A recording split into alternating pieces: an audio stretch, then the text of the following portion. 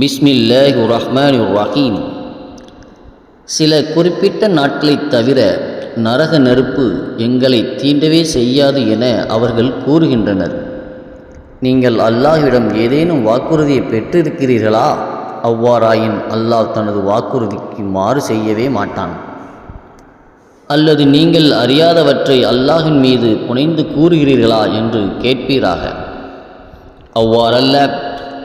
யார் தீமையை செய்து அவர்களின் குற்றம் அவர்களை சூழ்ந்து கொண்டதோ அவர்களே நரகவாசிகள், அவர்கள் அதில் நிரந்தரமாக இருப்பார்கள்.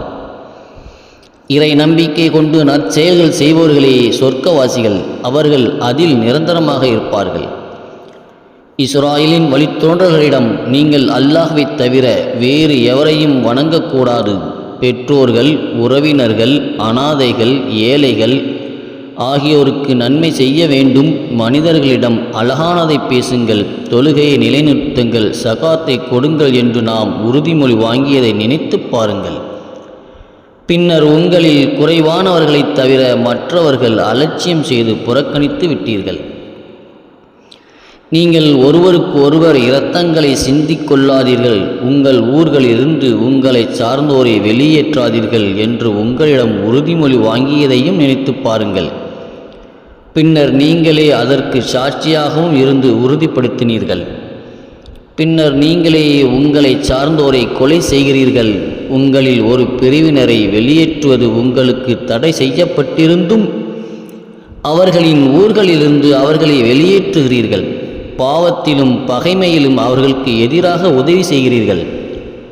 அவர்கள் கைதிகளாக உங்களிடம் வந்தால் உங்கள் வேதத்தின்படி நஷ்டஈடு கொடுத்து அவர்களை விடுவிக்கிறீர்கள். வேதத்தில் சிலவற்றை நம்பி சிலவற்றை மறுக்கிறீர்களா? உங்களில் இதை செய்வோருக்கு இவ்வுலக வாழ்வில் இழிவைத் தவிர வேறு கூலி இல்லை. அவர்கள் மறுமை நாளில் கடும் வேதனையின் பக்கம் திருப்பப்படுவார்கள். நீங்கள் செய்வதை பற்றி அல்லாஹ் கவனமற்றவனாக இல்லை. இத்தகையோரே மறுமைக்கு பதிலாக இவ்வுலக வாழ்வை விலைக்கு வாங்கியவர்கள். ஆகவே அவர்களுக்கு வேதனை குறைக்கப்பட மாட்டாது, அவர்கள் உதவி செய்யப்படவும் மாட்டார்கள். நாம் மூசாவுக்கு வேதத்தை கொடுத்தோம், அவருக்கு பின் தூதர்களை தொடர்ச்சியாக அனுப்பினோம். மரியமின் மகன் ஈசாவுக்கு தெளிவான சான்றுகளை வழங்கி அவரை ஜிப்ரீல் எனும் ரூஹுல் குதூஸ் மூலம் பலப்படுத்தினோம். நீங்கள் விரும்பாதவற்றை உங்களிடம் தூதர் கொண்டு வரும்போதெல்லாம் ஆணவம் கொள்கிறீர்களா? தூதர்களில் சிலரை பொய்யென கூறினீர்கள், சிலரை கொலை செய்தீர்கள். எங்கள் உள்ளங்கள் திரையிடப்பட்டுள்ளன என்று யூதர்கள் கூறுகின்றனர்.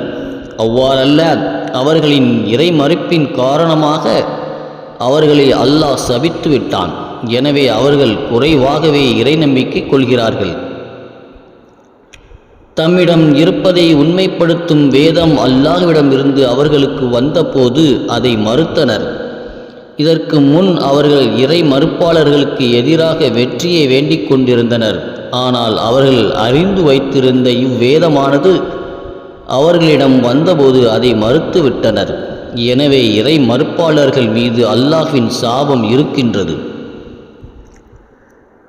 அல்லாஹ் அருளியதை மறுக்க வேண்டும் என்பதற்காக எதற்கு பகரமாக தங்களை விற்று விட்டார்களோ அது மிக கெட்டது. அல்லாஹ் தனது அடியார்களில் தான் நாடியோர் மீது தனது அருளை இறக்கியதில் அவர்கள் பொறாமை கொண்டதே இதற்கு காரணம். அவர்கள் இறைவனின் கோபத்திற்கு மேல் கோபத்திற்கு ஆளாயினர். இறை மறுப்பாளர்களுக்கு இழிவு தரும் வேதனை உள்ளது.